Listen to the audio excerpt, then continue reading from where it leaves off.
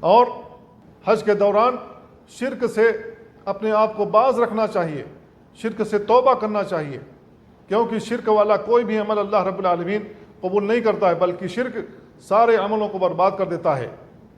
اللہ رب العالمین نے اپنے نبی سے فرمایا لئن اشرکت لیحبطن عملک ولتکونن من الخاسرین، اے نبی اگر آپ نے بھی اللہ رب العالمین کے ساتھ شرک کیا، آپ کے سارے اعمال اکارت کر دے گا، آپ کے سارے اعمال برباد ہو جائیں گے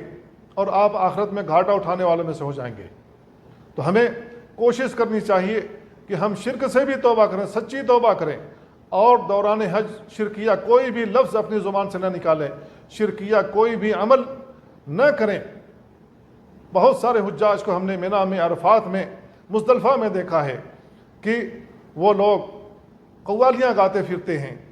بھر دو جھولی میری یا محمد، تیرے در سے جائیں گے نہ ہاتھ خالی۔ یہ شرکیہ جملہ ہے۔ ہمیں اس جیسے شرکیہ الفاظ سے اپنے آپ کو محفوظ رکھنا چاہیے، ورنہ اگر ہمارے دل میں شرک موجود ہے، ہمارے عمل میں شرک موجود ہے، ہماری زبانوں پر شرک جاری ہے، تو ایسی صورت میں اللہ رب العالمین آپ کا حج بھی قبول نہیں کرے گا،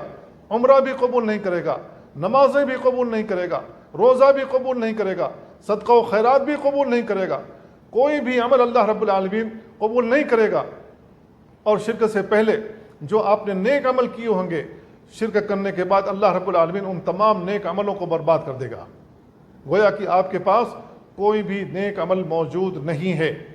تو ہمیں کوشش کرنی چاہیے کہ حج کرنے سے پہلے تمام قسم کے شرک سے، تمام قسم کی آلائشوں سے، تمام قسم کی کفریات سے اپنے آپ کو باز رکھیں اور سچی توبہ کر لیں، اور اللہ تعالیٰ سے وعدہ کریں کہ اللہ رب العالمین آئندہ جو زندگی گزاریں گے اس میں شرک سے بیزار رہیں گے، اس میں اللہ تعالیٰ تیرے ساتھ شرک نہیں کریں گے، نہ تیری ذات میں، نہ تیری صفات میں، نہ تیرے افعال میں، اور نہ ہی تیری عبادت میں۔